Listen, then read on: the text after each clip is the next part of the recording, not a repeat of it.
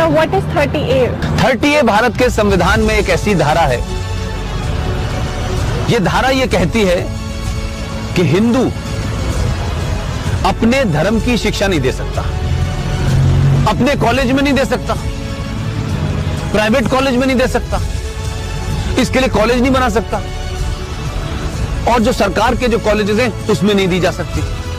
लेकिन एक धारा है 30, वो 30 धारा मुसलमानों को इस बात की इजाजत देती है कि वो अपनी मजहब की शिक्षा के लिए कॉलेज खोल सकते हैं, वो मदरसे चला सकते हैं, क्रिश्चियन अपने मदरसे चला सकते हैं, स्कूल इंस्टीट्यूशन चला सकते हैं जहां वो अपने मजहब की शिक्षा दे सकते हैं। मेरा सवाल यह है, क्या संविधान के निर्माताओं को इस बात का बोध नहीं था कि सिम्मी जी, अगर आप अपने धर्म की शिक्षा आपको नहीं मिलेगी तो आप में संस्कार कहां से आएंगे, आप में फेथ कहां से आएगा, आप वेद क्या हैं, पुराण क्या है, कैसे जानेंगे अगर आपसे कहा जाए आपको यह नहीं पढ़ना है।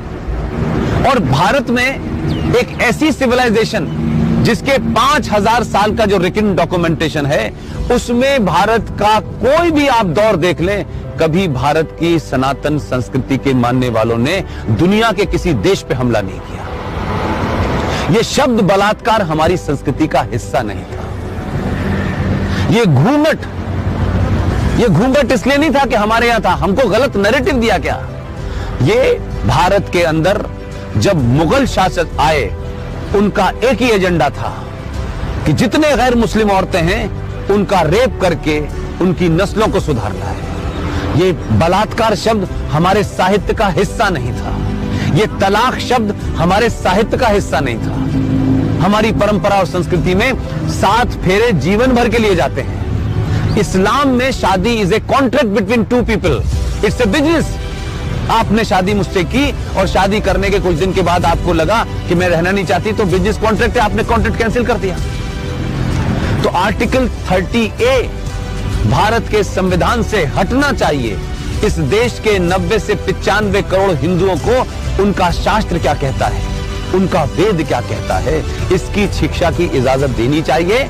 और मंदिरों के ऊपर जो हिंदू पैसा चढ़ाते हैं, यह भी एक लॉ है जो नहीं पता देश को।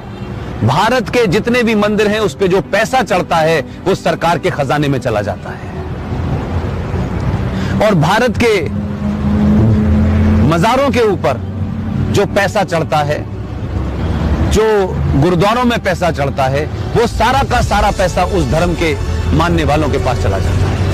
सिर्फ भारत के हिंदुओं का पैसा जो आप अयप्पा पे चढ़ाती हैं, जो महाकाल पे चढ़ाती हैं, जो वैष्णो देवी पे चढ़ाती हैं, वो पैसा सरकार ले लेती है।